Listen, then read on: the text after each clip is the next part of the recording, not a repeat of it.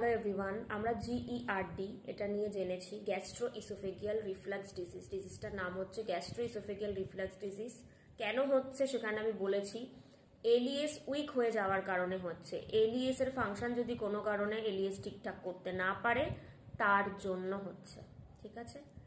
আর এলিএস কোথায় থাকে, কি করে সেটা আমি ওই ভিডিওতে বলেছি, ডেসক্রিপশনে আমি লিংক দিয়ে দিচ্ছি, দেখে নেবেন আপনারা।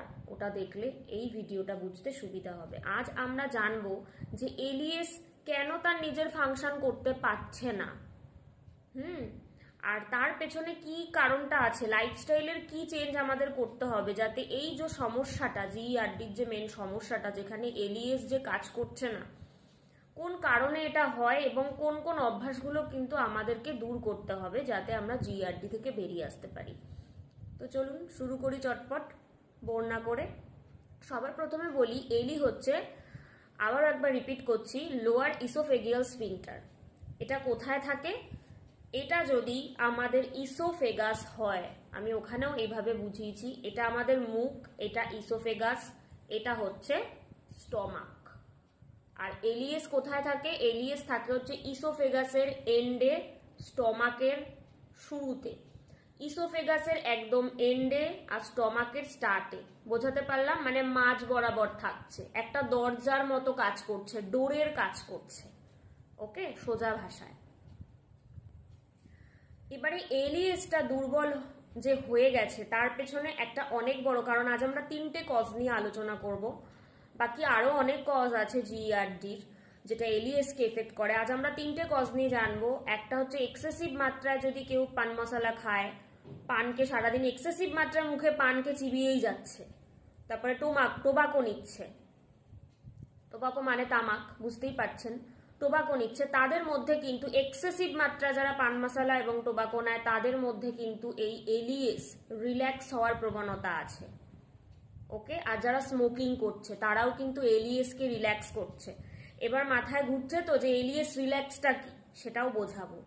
আর নেক্সট আসছি আমরা হচ্ছে অ্যালকোহল। অ্যালকোহল কি করছে?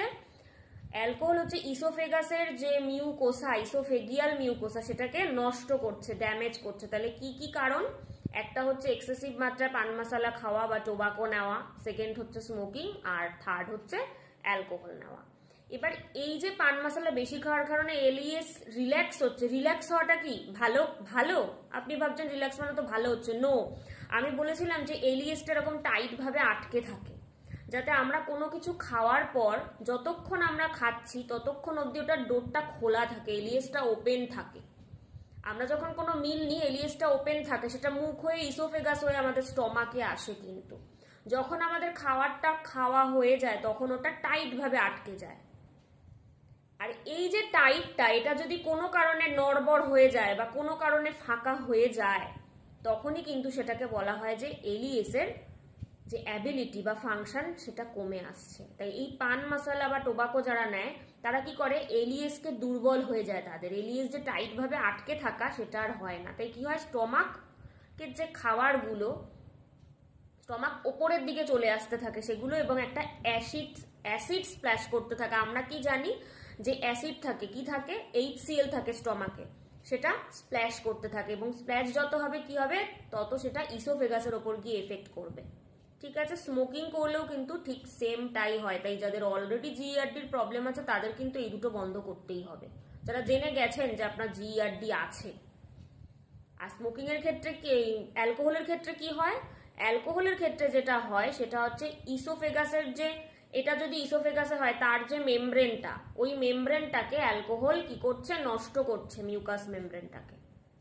আস্তে আস্তে নষ্ট হতে হতে সেটা কি হবে, একটা আলসার ফর্ম হবে, এবং সেখান থেকে কিন্তু সেটা ক্যান্সারের দিকে যাবে। বুঝতে পারলাম?